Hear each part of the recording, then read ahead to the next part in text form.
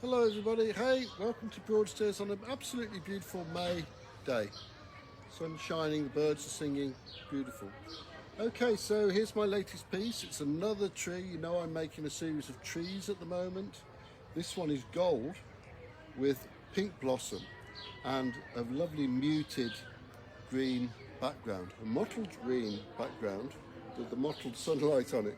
I like it very much. Although these are pastel, the pink and the green are still complementary, of course, opposite on the colour wheel.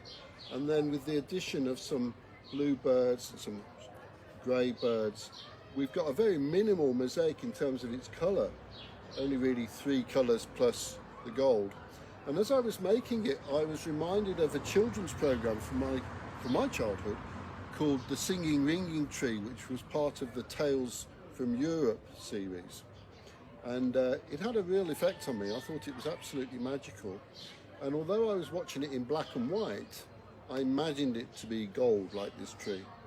And so I've written an accompanying verse which goes like this. The singing ringing tree. I thought that I would be so bold as to make my next tree out of gold, just like the tree that was singing and ringing, that became part of all our upbringing.